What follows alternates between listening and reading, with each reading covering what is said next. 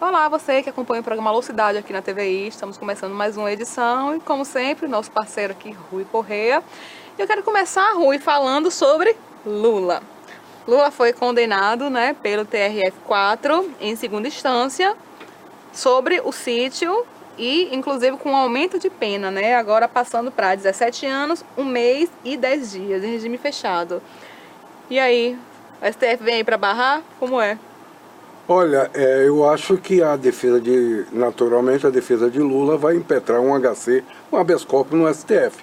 É uma das formas, mas ele pode ter uma outra forma também deles recorrer dessa decisão. O fato é que o TRE, o que ficou claro, que foi um julgamento político, um julgamento que os desembargadores, o que ficou patente para o público é que os desembargadores quis confrontar a decisão do STF, tá certo?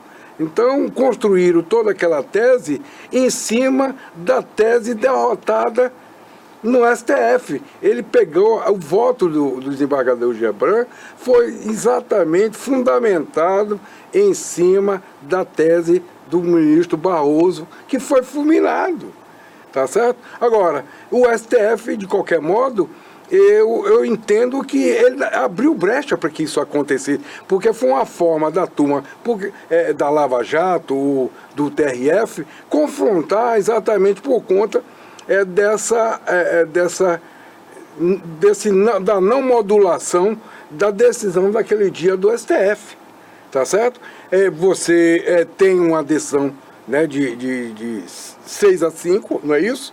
Você teve essa decisão do trânsito julgado, então ficou só se definir de como seria aplicado aos casos concretos, tá certo? E ele não fez isso. Então, na omissão, chegou mesmo o desembargador Gebran, no seu confronto com a Suprema Corte, ele chega mesmo a dizer que o STF está criando lei, na verdade, de uma decisão que o STF interpretou a Constituição, que é seu papel fundamental, É o papel para isso que ele foi constituído, julgar as questões constitucionais. Agora, eu entendo que, de qualquer modo, esse julgamento lá do TRF ficará congelado, já estamos aí quase que no recesso judiciário. Eu acho que ele volta lá para a pauta, lá para fevereiro, março, e nesse espaço de tempo, provavelmente a defesa de Lula vai decidir se vai fazer um recurso direto, uma reclamação, um HC. Eu acho que o mais provável seja um habeas corpus para assegurar essa decisão. E no caso de Lula, exatamente ele questionou o fato de que ele fizeram alegações finais depois dos delatores, das alegações Sim. dos delatores. Então, foi esse o julgamento do STF, o entendimento é que ele deve voltar, não nulificar o processo, mas voltar a essa fase para depois ele ter um novo julgamento, uma nova sentença, um novo recurso, recomeçar. Até porque, de toda forma, chegando no STF, isso cai, Porque, até pela interpretação do STF, com relação a essa última decisão sobre prisão em segunda instância. Perfeito, é exatamente isso. Independente disso, foi chover no molhado, porque com certeza não vai para frente. E hoje, interessante que hoje um grande jurista publicou um artigo na Folha de São Paulo e que ele diz exatamente ele faz uma análise desse voto e acha, como é um articulista político também, ele tem algumas informações e dentro dessas informações há já um consenso do STF de que aquela decisão foi no sentido de afrontar a sua decisão. Então, provavelmente, está se falando, inclusive, que se decida essa questão, essa resposta, ainda antes do recesso.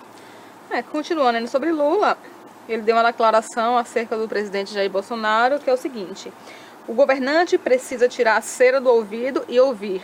Eu ouvia, só não ouvia o Bolsonaro porque ele estava quieto nos 8 anos do meu governo, porque ele devia gostar. Ou seja, Lula e Bolsonaro já estão nessa onda de ataques, agora com um diferencial que é o Lula solto. E aí, como é que vai ficar essa relação cada vez mais estremecida e fortalecendo essa questão da polarização, que eu acho que vem com tudo, né, para 2022. Eu acho que é a estratégia dos dois lados. Agora, o que é preciso fazer uma análise, veja bem, o que a gente, essas pesquisas, né, indicam hoje, é no sentido de que Bolsonaro tem 30% do eleitorado consolidado, Lula também sempre teve, o PT sempre teve 30%. Então, de um eleitorado de 100%, você tem 30 aqui, 30 cá, que busca essa polaridade. Então, eles estão se nutrindo um do outro. Mas acontece que há uma maioria silenciosa de 40%, certo? Que, por exemplo, que votou em Bolsonaro, mas entende que ele, sabe, tem, por exemplo, uma posição equivocada com relação aos direitos femininos, aos direitos humanos de modo geral, que não concorda. Então, você vê que há um espaço enorme de centro para que... E quem está fazendo isso hoje? Quem está fazendo esse papel de mediador, e muito bem, porque está modulando esse confronto, é o Centrão. Ontem mesmo o Centrão derrubou vários vetos do presidente, né? E, por exemplo, a questão do DPVAT parece que já está consolidado que vão derrubar. Então, todas as medidas, essa questão, por exemplo, de você estar... dos psicólogos. E assim, social na escola. Pois é, como é que você veta um psicólogo na escola? Uma coisa, né, não tem sentido isso. Não tem sentido. Né? Aí, por exemplo, o Congresso, parece que os líderes já definiram que vão derrubar também aquele 7,5% do desempregado. Ó, é uma dupla penalização. A pessoa já está desempregada, recebe um subsídio e esse subsídio taxado. Vai ser taxado. É uma coisa, quer dizer... taxar as grandes pobrezas. Pois a grande pobreza e deixar as grandes fortunas. Quer dizer, o pobre já pagou a conta da Previdência, o trabalhador, né, a parte fraca, já pagou uma conta de 1 bilhão, tá certo? E continua todo dia tirando esse direito do trabalhador. Então, essa é uma questão que eu acho que vai refletir muito, viu, na questão de 20. Agora, eu aqui estava até lhe contando, só para complementar, saiu uma pesquisa aí, o governo encaminhou, não sei se, não me lembro agora, uma medida provisória, ou projeto de lei, tirando os incentivos fiscais à cesta básica. Ó, cesta básica, feijão, arroz, charque, essas coisas são isentas, exatamente disso. Em São Paulo, a cesta básica, ela gira em torno de R$ 463. Com a retirada desses incentivos, ela vai para 500 e pouco. Quer dizer, significa quase 2/3 do salário mínimo. Eu fico pensando, Rui, com relação a essas medidas tomadas pelo governo, como é que eles definem esses planejamentos com relação à economia? Com base em quê? Quer dizer, você não vê nenhum tipo de projeto voltado a tentar aquecer a economia, a tentar regularizar a questão da dívida do país, enfim, desse buraco que tem realmente nas finanças do país. Você não vê nenhuma medida voltada para penalizar ou responsabilizar um pouco as pessoas que realmente têm condição, que estão em cima no topo da pirâmide, né? Eles sempre desenvolvem medidas, eles sempre tentam encontrar meios que acabam atacando justamente quem está no topo. Então, olha, qual é o critério disso? Rui, eu vou só fazer um intervalo comercial, certo, tá? E a gente volta já aqui com a Cidade falando ainda sobre isso, ok? Voltamos já.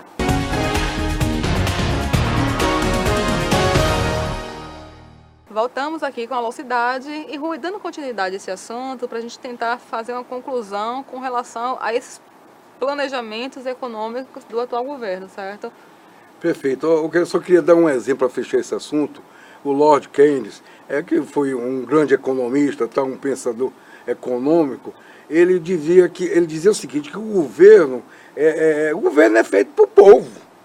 Tá certo? Não tem sentido existir governo se não for para você dar aquelas condições essenciais, básicas para o povo.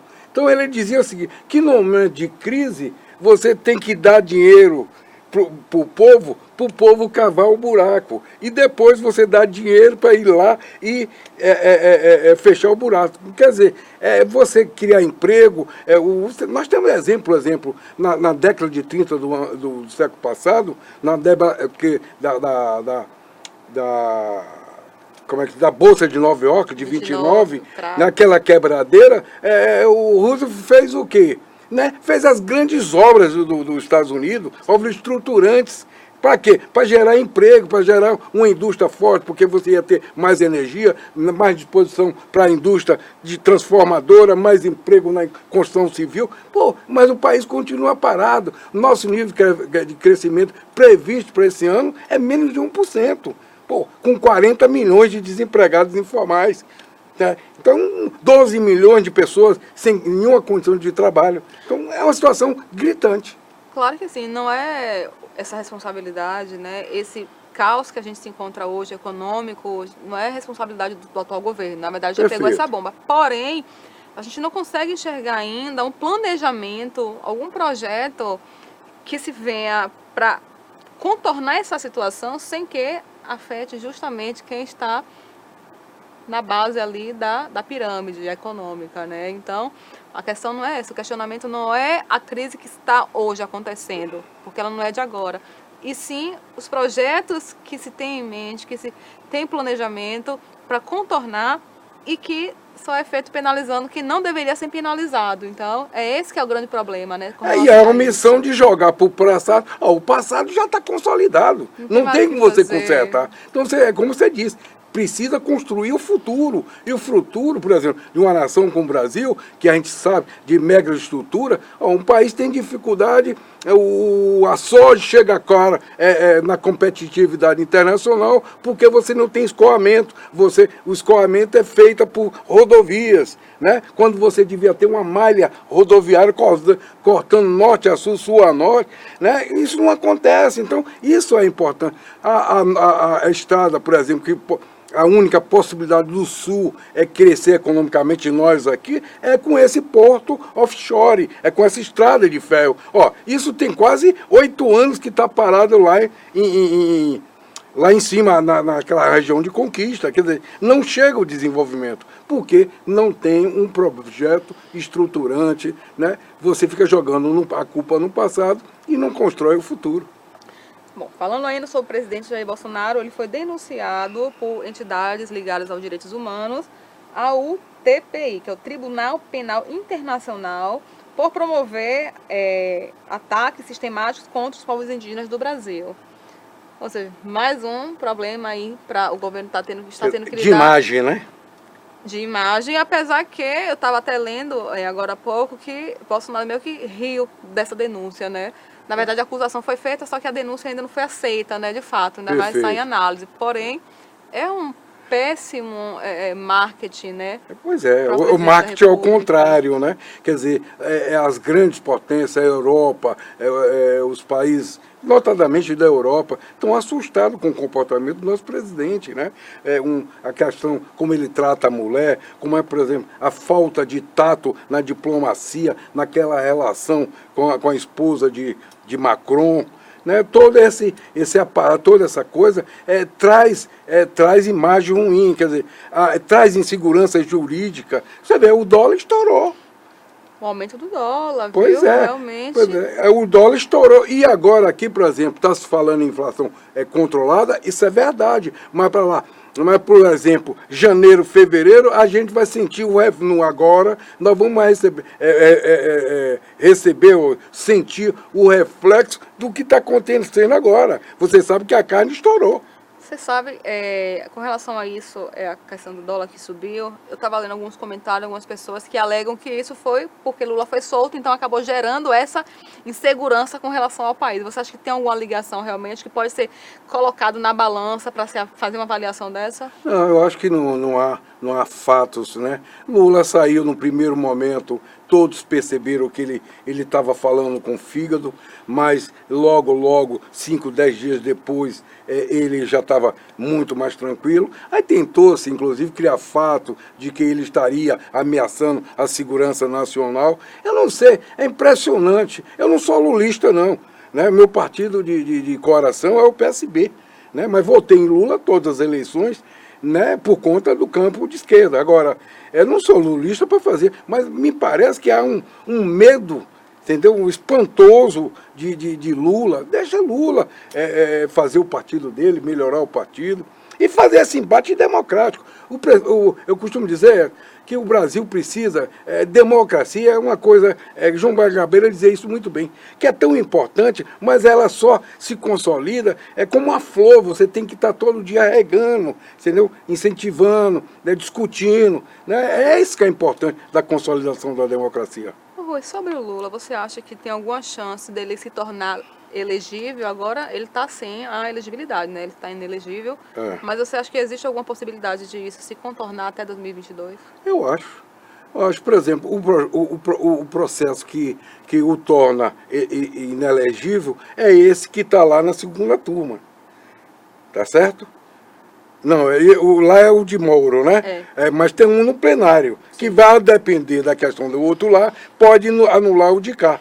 Então ele aí voltaria, embora ele tenha mais 8 processos, mas são processos que estão tramitando. Eu não sei, com essa questão, por exemplo, da segunda instância, né, se atingiria ele antes de 22.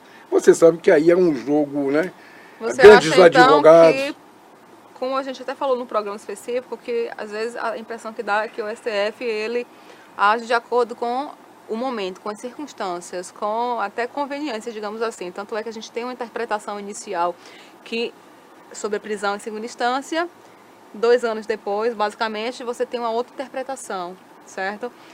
Ou seja, será que também, se for conveniente de certa forma, tentar acelerar essa questão de se julgar, de se avaliar, a questão da possibilidade dele se tornar apto a participar da eleição? Pois é, mas a possibilidade que está se falando muito lá, que eu não acho que vai caminhar, é a PEC, tem PEC, tem projeto de lei tramitando na Câmara e no Senado para trazer de volta a segunda instância. E em qualquer análise, sobre qualquer, seja no Senado, seja na Câmara, seja na PEC do Senado, seja na proposta da Câmara, que eles estão tentando uma saída francesa, né? Arrumar um jeitinho. O jeitinho não é só o judiciário, não. Né? Nem o executivo. O legislativo faz isso também. Então é um jeitinho de voltar à PEC. Em ambos casos, o assunto voltará à apreciação do STF, porque não dá nem para uma PEC, nem para um projeto, você regular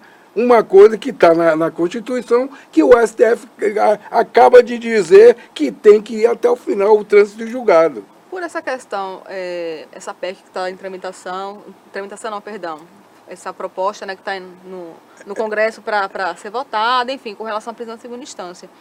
Você acha como o Centrão, ele meio que está alimentando esse embate Lula e Bolsonaro? Você acha que ele pode se articular ali justamente para que não vá para frente essa PEC, para manter Lula realmente solto, para estar fomentando essa polarização entre os dois? Não, eu acho que isso é uma variável. Agora, no fundo, eu entendo que ninguém legisla contra si.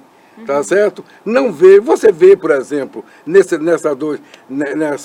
2 temas, seja na Câmara ou no Senado, há acusações a ambos os presidentes, a Maia e a Alcolumbre, de que eles estão se lixando, porque eles não têm interesse nisso.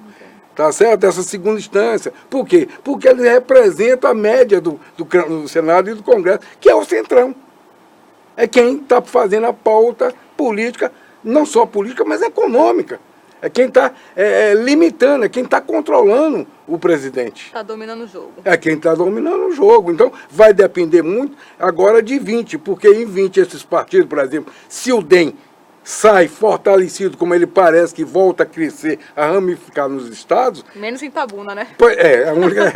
É incrível isso. Mas ele passa, porque o próprio prefeito, o maior representante dele aqui na Bahia, né, ele já está, há ilações de que se o DEM crescer, ele seria o provável candidato à presidência, né? Ok, bom, fazendo intervalo comercial e a gente volta já aqui com a Velocidade.